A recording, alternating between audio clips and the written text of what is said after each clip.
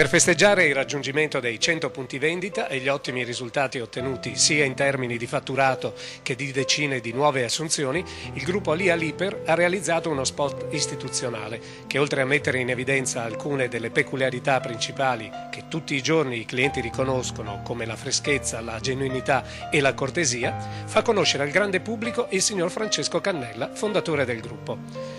Per la realizzazione è stata scelta l'agenzia La Casa della Pubblicità, che ha proposto la figura del regista padovano Antonello Belluco, conosciuto al grande pubblico nazionale e internazionale, per la direzione del film Antonio, guerriero di Dio, che narra la storia del santo di Padova, oltre al film dedicato al Giorgione e altre produzioni di alta qualità. La direzione dello spot del regista Belluco ha garantito una narrazione carica di significati emotivi, grazie anche a un cast tecnico formato da grandi professionisti. Quali sono i punti focali dello spot? Ma è certo che il mio desiderio era quello di dare il senso della famiglia e con l'agenzia, con l'ufficio marketing di Ali si è voluto dare importanza proprio a chi ha voluto Ali, quindi il signor Cannella, quindi è diventato protagonista dello spot e con lui abbiamo cercato di creare quell'atmosfera estremamente casalinga. Cioè, di modo che una persona quando entra in un supermercato ha questo piacere di sentirsi accolto a casa e la sua presenza ha portato questo senso di famiglia ed è stato facile lavorare con lui perché di solito quando uno si presenta come attore ha paura e teme di essere attore, invece è stato protagonista probabilmente di ciò che lui ha creato in tutti questi anni. C'è molta differenza tra girare un film oppure una pubblicità che deve durare pochi secondi?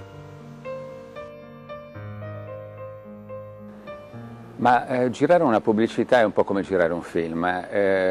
bisogna saper portare le stesse emozioni del film anche nella pubblicità. Indubbiamente la pubblicità ti chiede una grande attenzione per le singole inquadrature, per i singoli movimenti, perché quell'attimo, quel secondo, si dà un valore assoluto all'immagine e quell'attimo può essere estremamente importante per comunicare ciò che si vuole far conoscere. È più faticoso sicuramente, forse può diventare anche più noioso, ma la passione credo che da parte del regista sia quella di infondere il messaggio, di saper comunicare proprio in quell'attimo la cosa più importante, cioè il messaggio che la pubblicità desidera far conoscere a chi vede. Sappiamo che è in uscita il suo nuovo film Il segreto di Italia, che racconta una storia d'amore a guerra finita, ambientata nella provincia di Padova nel maggio del 1945, che vede il ritorno sul grande schermo di Romina Power.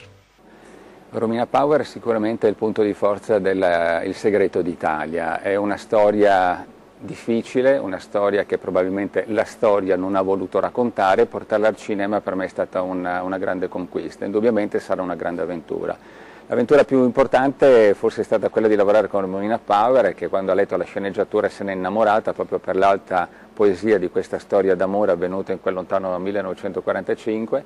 La cosa forse più straordinaria è che quando ho incontrato lei doveva parlare in dialetto veneto e posso dire, proprio perché è una brava cantante, che il dialetto lo ha imparato in 10 minuti. Guarda Ninetto, quello che go, me basta e avanza. E poi sui campi, te che sei sempre stati.